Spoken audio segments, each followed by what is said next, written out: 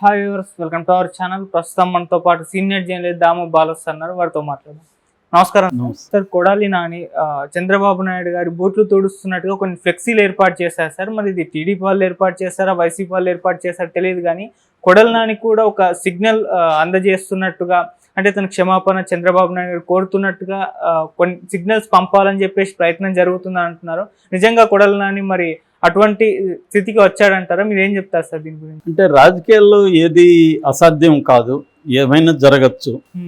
బద్ధ శత్రువులు ఉండేవాళ్ళు కలిసిపోయిన సందర్భాలు అనేకం చూసాం. నిన్నటి వరకు బండబూతులు తిట్టుకొని మరుసటి రోజు చెట్టాపట్టాలు వేసుకొని తిరిగిన వాళ్ళని చాలామందిని మనం చూసాము. కాబట్టి అంతెందుకు, షర్మిల మన రేవంత్ రెడ్డి ఉన్నారు కదా, ఒక దొంగకి ఇచ్చారు కాంగ్రెస్ వర్గాలు, రేవంత్ రెడ్డి ఒక దొంగ అని మాట్లాడింది.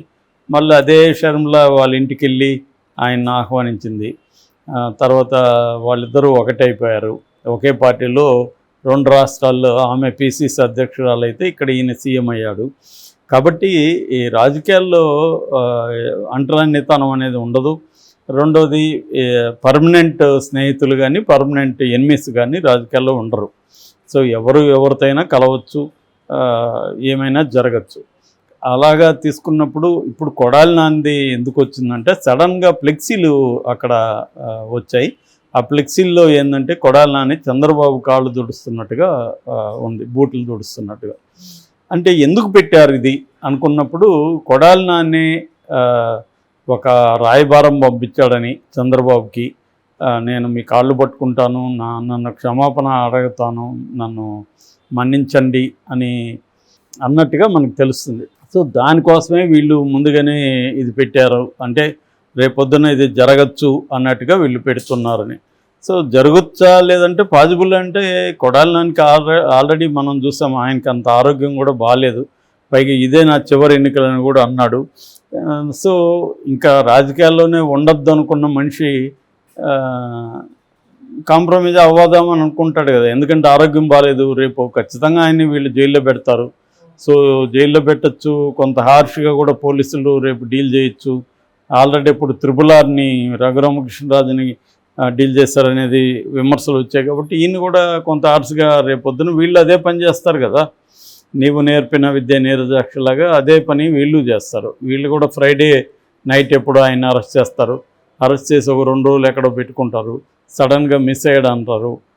ప్యాకాట దాంట్లోనో లేదా క్యాసినోనో ఏదో ఒక కుంభకోణంలో ఆయన ఇరికిచ్చి హార్ష్గా డీల్ చేసే అవకాశాలు ఉన్నాయి. దాని తర్వాత ఆయన్ని జైల్లో పెడతారు. చంద్రబాబు కంటే వ్యవస్థల్లో ఆయనకున్న పట్టు వేరు. జగన్ అలాగే చేయగలరా? జగన్ అర్ధరాత్రి జడ్జి దగ్గరికి కేసు వెళ్ళేట్టుగా చేయగలరా? మరుసటి రోజు మార్నింగ్ లోపల బెయిల్ తీసుకుని బయటికి తీసుకురాగలరా? అవన్నీ జగన్ చేయలేడు. చంద్రబాబు అంటే చేయగలిగాడు.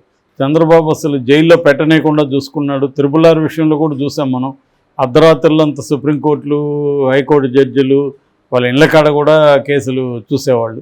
సో చంద్రబాబుకు ఉండే వ్యవహారం వేరు, జగన్కు ఉండే వ్యవహారం వేరు. అందువల్ల కొడాలి నానికి కూడా ఇవన్నీ తెలుసు. కాబట్టి రేపు మనం ఏమన్నా లోపలికి వెళ్తే జగన్ సేవ్ చేయలేడు, మనం ఇబ్బందులు పడాలి, మళ్ళీ మన ఫ్యామిలీ ఇబ్బందులు పడాలి. కాబట్టి దీనికంటే ఏదో ఎవడికి తెలుసు, పోతే పోయింది, మనం చంద్రబాబుని సరెండర్ అయిపోయి ఆయన కాళ్ళు పట్టుకుంటే పోతుంది కదా అనేది ఉండొచ్చు. ఎందుకంటే కాళ్ళు పట్టుకోవడం, జుట్టు పట్టుకోవడం అనేది రాజకీయ నాయకులు పెద్ద సమస్య కాదు. అందితే జుట్టు పట్టుకుంటారు, అందకపోతే కాళ్ళు పట్టుకుంటారు. అది తప్పదు, అది వాళ్ళు ప్రిపేర్ అయి ఉంటారు మానసికంగా. కాబట్టి అంటే నేను ఆయన ఇవన్నీ చేస్తాడని చెప్పట్లేదు, పాజిబుల్ కాదా అనేది మాత్రం డిస్కస్ చేస్తున్నా. ఆయన కాకపోతే చాలామంది అలాగే ఉండేవాళ్ళు ఉంటారు రాజకీయాల్లో. ఆయన చేస్తాడా లేదనేది మనకు తెలియదు. చేయకుండా ఆయన ఎదుర్కోవచ్చు. నన్ను జైలుకి పంపిస్తే నేను వెళ్తాను అని చెప్పచ్చు.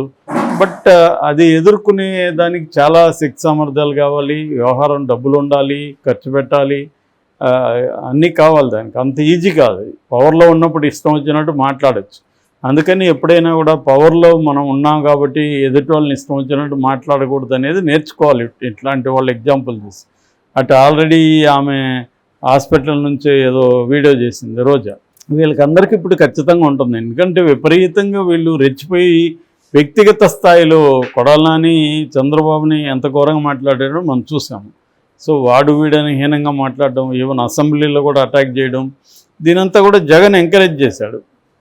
అట్లాగే యువతలు కూడా అయ్యన్న పాత్రులు లాంటి వాళ్ళు, తన ఊరు పటాభి లాంటి వాళ్ళు, ఇక్కడ కూడా సాక్షాత్తు లోకేష్, పవన్ కళ్యాణ్, చంద్రబాబులు కూడా అట్లాగే అభ్యుజ్యంగానే మాట్లాడారు సైకో అని. కాబట్టి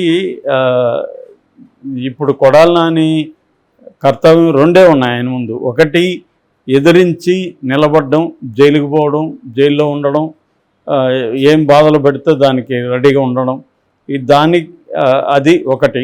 రెండవది కాంప్రమైజ్ అయిపోయి సరెండర్ కాంప్రమైజ్ అంటే కూడా ఏం లేదు, సరెండర్ అవ్వాలి, ఎవరినో పట్టుకోవాలి, క్షమించమని కాళ్ళు పట్టుకోవాలి. అప్పుడు చేస్తే కూడా క్షమిస్తారో తెలియదు. దానికి ఏదైనా ఆఫర్ చేయగలగాలి. అంటే అక్కడున్న తన మనుషులందరినీ దీంట్లోకి తీసుకొస్తానని. ఇప్పుడు దానికి కూడా ఒప్పుకుంటారో లేదు తెలియదు మనకి, అంత ఈజీ కాదు. ఇక్కడ చూస్తున్నాం మల్లారెడ్డి ఎంతెంతో కాంప్రమైజ్ అవ్వడానికి ట్రై చేస్తున్నాడు రేవంత్ రెడ్డి ఒప్పుకోవట్లేదు. కాబట్టి అదొక మార్గం. రెండో మార్గం బీజేపీలోకి వెళ్ళడం. బీజేపీలోకి వెళ్ళినా మరి చంద్రబాబు ఒప్పుకుంటాడా బీజేపీలోకి వెళ్ళడం అనేది కూడా ఇబ్బంది. అందుకే రోజా నేను బీజేపీలోకి వెళ్ళి తమిళనాడుకి వెళ్తానంటుంది. ఆమె కొంత పాజిబుల్ ఉంది అక్కడ, ఎందుకంటే ఆమెది తమిళ్ బార్డరు, వాళ్ళ హస్బెండ్ తమిళోడు, చెంగల్పట్టు డిస్టిక్. కాబట్టి ఆమెకి ఛాన్స్ ఉంది. తమిళ్లో కూడా ఈమె బాగానే జనాలకి తెలుసు కాబట్టి అదే బార్డర్లో ఆ చెంగల్పట్టు ఏరియాలో ఈమె ఎమ్మెల్యేగా కంటెస్ట్ చేయొచ్చు. ఎందుకంటే బైలింగ్వల్ ఏరియా అది, తెలుగు పాపులేషన్ కూడా గణనీయంగా ఉంటుంది. సో ఆమెకు ఆ పాజిబిలిటీ ఉంది. కానీ కొడాలి నానికి ఆ పాజిబిలిటీ లేదు. ఒకటేమో విదేశాలకి ఎక్కడికి పారిపోయినా కూడా వీళ్ళు వదలమని ఆల్రెడీ చెప్తున్నారు. సో కాబట్టి అది కూడా పెద్ద అంత ఈజీ కాదు అది. దానికంటే వీళ్ళతో ఏమన్నా సరెండర్ అయితే బాగుంటుందా అనేది ఆలోచించే అవకాశం ఉంది. ఎవరన్నా చెబుతారు కూడా, ఒకప్పుడు నువ్వు ఇక్కడే కదా ఉన్నావు, 4 సార్లు ఎమ్మెల్యేగా ఆయన ఇప్పటివరకు గెలిస్తే 2 సార్లు అటువైపే ఉన్నాడు.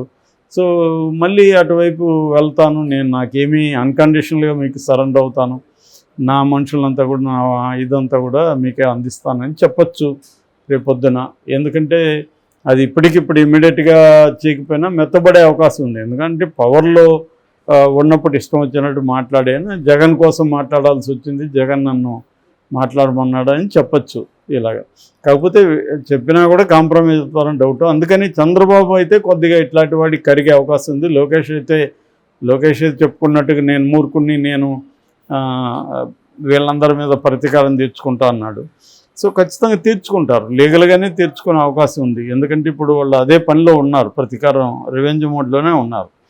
సో అందువల్ల వల్లభనేని వంశీ కానీ, కొడాలి నాని కానీ, రోజా కానీ, అంబటి రాంబాబు కానీ, తర్వాత అనిల్ యాదవ్ కానీ, ఇలాంటి వాళ్ళకి ఖచ్చితంగా ఇబ్బందులే ఉంటాయి. దాంతోపాటు రేపు పొద్దున్న జగనే జైలుకి వెళ్ళాడు అనుకో, వీళ్ళని ఎవరు ఫాలోఅప్ చేయాలి, ఎవరు చూడాలి పార్టీ తరఫున? విజయసాయిరెడ్డి నాకెందుకు అనుకుంటాడు, సుబ్బారెడ్డి ఎందుకు లేరా మనకు అనుకోవచ్చు. ఇలాగ ఎవరు ఉంటారు ఇంకా? సో ఇక్కడ అట్లా కాదు. కనీసం ఇక్కడ చంద్రబాబు జైల్లో ఉండి కూడా గైడ్ చేయగలిగాడు, జైల్లో ఉండి కూడా అందరినీ అతను లాయర్లను రోజు కలిసి మేనేజ్ చేయగలిగాడు. దాదాపు 150 మంది లాయర్లు పనిచేస్తారు అతనికి, అడ్వకేట్స్ బృందం. ఆ స్థాయి ఉందా వైసీపీలో? అంత సీన్ ఉందా? ఇక్కడ లోకేష్ వెళ్ళి ఢిల్లీలో 20 రోజుల పైన కూర్చొని లోకేష్ ఆర్గనైజ్ చేశాడు. రెండోది ఏంటంటే ఫండ్స్ ఇచ్చేవాళ్ళు, చంద్రబాబుకు 1000 కోట్లు ఇచ్చేవాళ్ళు ప్రపంచవ్యాప్తంగా ఉన్నారు. అటువంటి మెకానిజం వైసీపీకి ఉందా? సో ఇటువంటి ప్రాబ్లమ్స్ అంతా ఉన్నాయి. కాబట్టి కొడాలిలోకి ఈజీ మార్గం సరెండర్ అయిపోతాము, జగన్ మళ్ళీ 5 ఏళ్లకు వస్తాడో తెలీదు, రాకపోతే మళ్ళీ పరిస్థితి ఏంటి? సో ఇవన్నీ వాళ్ళకి ఉంటాయి, ఆ భయాలు ఉంటాయి. అందువల్ల చంద్రబాబుని ట్రై చేయరా అంటే ట్రై చేసే అవకాశం ఉంది. ఎందుకంటే అవతల జగన్తో ఉంటే వాళ్ళు పోరాడుతూ ఉండాలి, అది ఎంత మాత్రం సాధ్యం అనేది మనకి డౌట్ అన్నమాట. సో ఏదేమైనా ఈ ఫ్లెక్సీలను చూస్తే మాత్రం ఒకటి అనిపిస్తుంది ఏంటంటే వీళ్ళు జరిగే అవకాశం ఉంది అనేది. లేదు కావాలనే తెలుగుదేశం వాళ్ళు కూడా అంటే నీకు తప్ప వేరే మార్గం లేదురా అని వీళ్ళే చెప్తున్నారా, అంటే వచ్చి కాళ్ళు పట్టుకో క్షమిస్తాడని వీళ్ళే చెప్తున్నారా అనేది తెలియదు మనకు. ఏదో ఒక సిగ్నల్ అయితే ఉంటుందని అనుకుంటున్నాను. ఎందుకంటే సైలెంట్గా ఉన్నాడు. మొన్న రాళ్ళు వేసిన తర్వాత కూడా అతను పెద్దగా ఏమీ ఇది చేయలేదు. ఒకే ఒకసారి మీడియాతో మాట్లాడాడు. అప్పుడు కూడా చూస్తే బాగా హెల్త్ పరంగా కూడా బాగా వీక్ అయిపోయినట్టు కనబడుతుంది. గడ్డం బాగా పెరిగిపోయింది, చాలా ముఖంలో ఏ రకమైన కళ లేదు. ఎందుకంటే వాళ్ళకి సెక్యూరిటీ లేదు. సెక్యూరిటీ లేకుండా అటాక్స్ జరిగే అవకాశం ఉంది రేపొద్దున. ఎవరు కాపాడతారు వాళ్ళని? ఇది ప్రాబ్లం ఉంది.